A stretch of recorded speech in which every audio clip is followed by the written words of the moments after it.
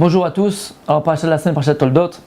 Vous savez qu'au début de la parasha, il va être question donc de la Bechora, la fameuse Bechora, cette fameuse bracha que Esav va vendre à Yaakov.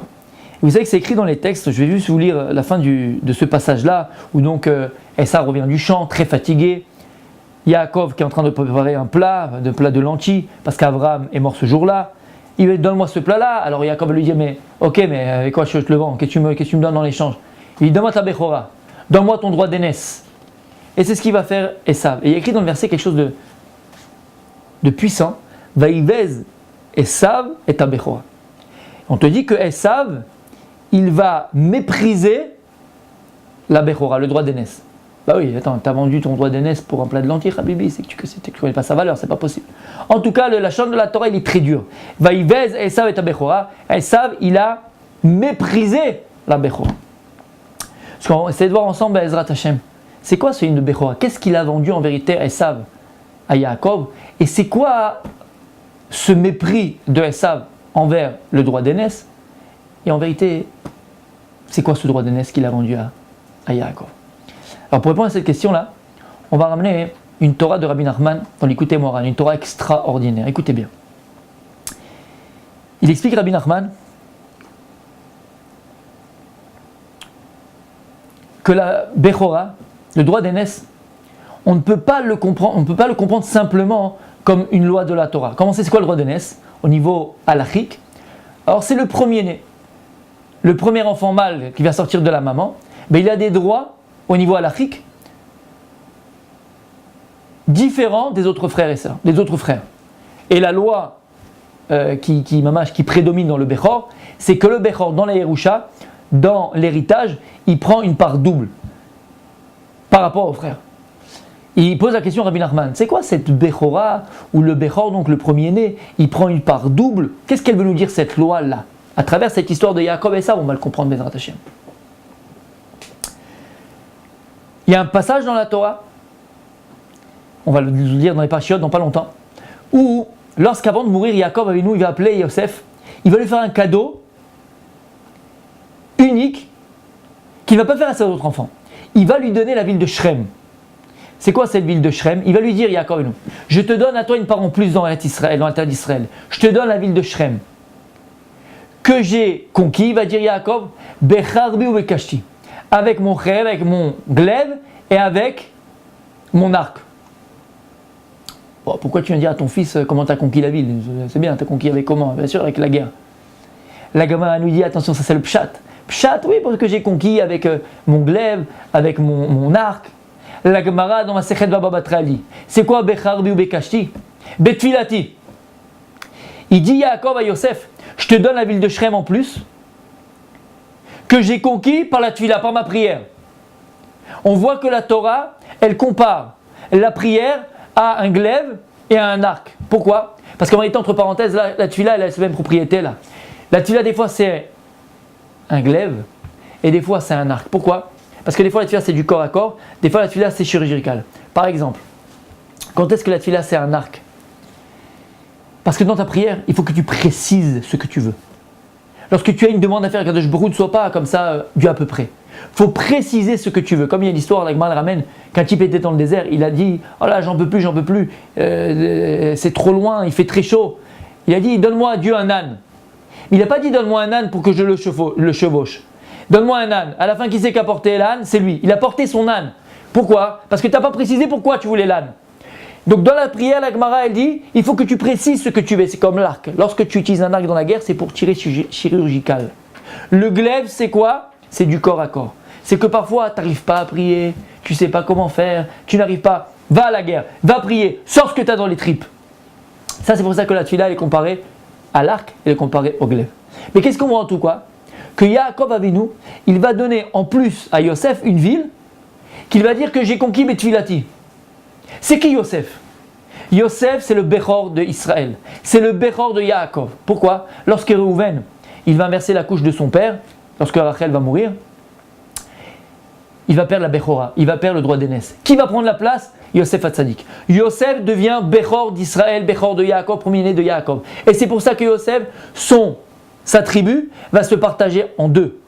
Il y a Ephraim ou Ménaché. Comme on a expliqué, que le premier-né, le Bechor, il prend double. Donc il a deux, lui. Il a deux tribus qui sortent de Yosef. Mais Yaakov va lui dire, Yosef, t'es mon Bechor, donc je vais te donner un cadeau. Quel cadeau à la ville de Shrem? Pourquoi Shrem? Parce que je l'ai conquis avec ma tfila. Il dit, Rabbi Nachman, écoutez bien. De là, on voit que l'essence même de la Bechora, c'est la tfila.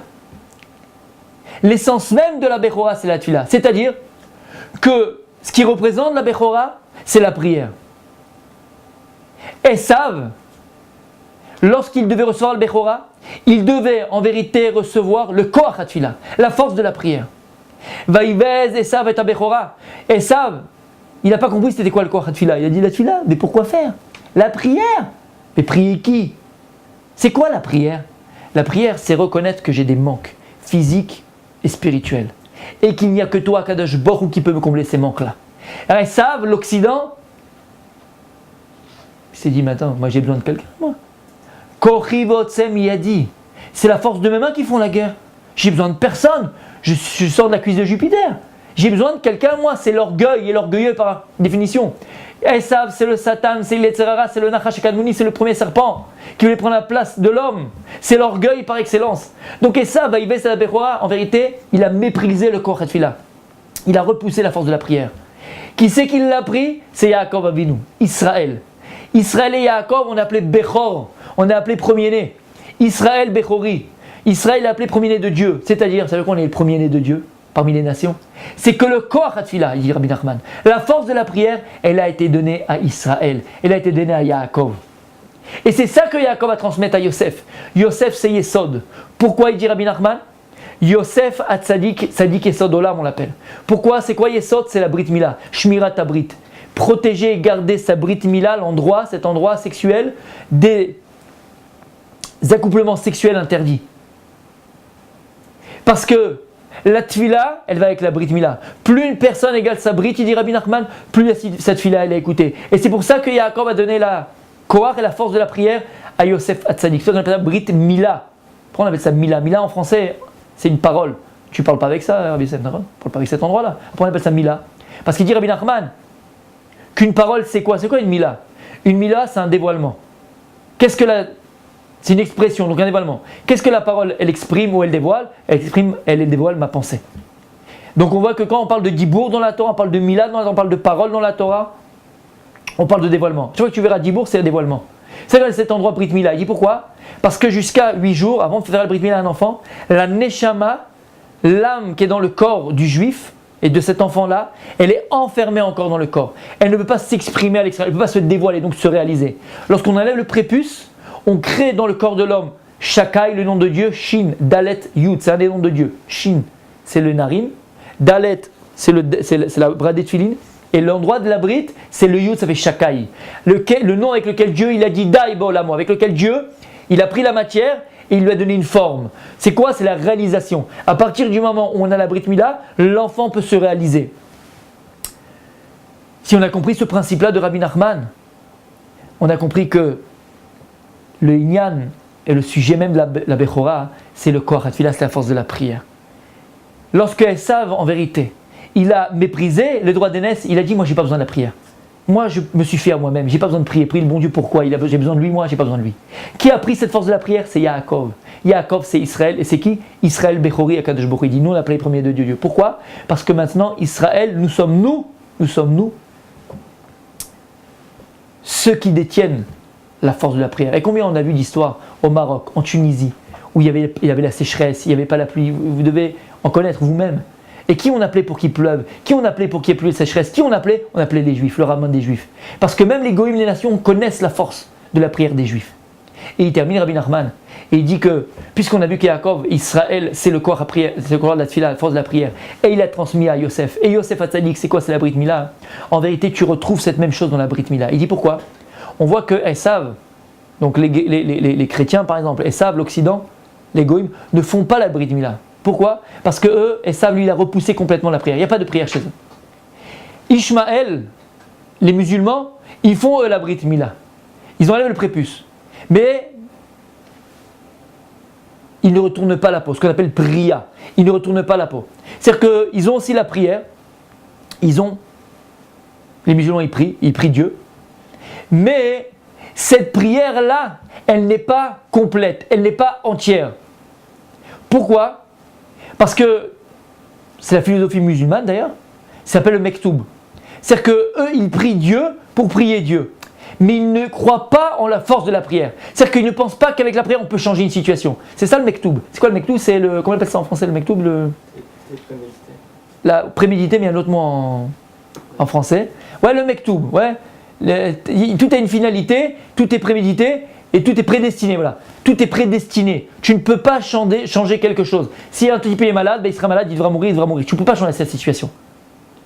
Donc ils ont la prière, ils prient Dieu, mais ils ne croient pas en la force de la prière. Nous, qu'est-ce qu'on fait dans la Brit Mila d'un enfant, regardez, on enlève le prépuce, il dit Rabbi Nachman, et ensuite on retourne la peau. Et qu'est-ce qu'on fait de cet endroit, la Brit Mila ? On fait une couronne. Parce que nous, on fait une couronne à Dieu. C'est quoi la couronne qu'on fait à Dieu ? C'est qu'on a conscience qu'Akadosh Baruch Hu, il nous a donné la force à chacun juif, au Ham Israël, par la force de la prière, de pouvoir changer n'importe quelle situation. Et c'est ça la Bechora. Un juif, il est conscient que par la force de la prière, il est capable, même si Béhémet, la situation te dit que c'est fini, il n'y a plus d'issue, il n'y a plus d'issue possible. Habibi, la Gemara nous dit, une personne, même si elle a sur son cou un glaive, elle ne doit pas jamais désespérer de la Rachaim d'Hachem. Elle doit prier à Kadosh Baruch Hu. Et des exemples dans la Gemara, et des exemples dans la vie. Même si une situation elle te paraît fermée, obscure, sans issue, ne t'empêche jamais de prier. Parce que c'est la koach, c'est ça la force qu'Akadosh Baruch Hu il a donnée à Israël. C'est ça la Bechora qu'il a donnée à Yaakov. C'est ça le droit d'aînesse qu'il a donné à Yaakov, qu'il a donné à Israël. C'est ça qu'il a appelé à Akadosh Baruch Hu, Israël Bechori, béni Bechori, mon fils, mon premier-né. Il a donné en nous à Akadosh Baruch Hu la force de la prière. Et il n'y a pas une situation qui ne peut pas être résolue par la tefila, par la prière. Le koach à tefila, c'est le symbole et c'est la force de la Bechora. Shabbat Shalom.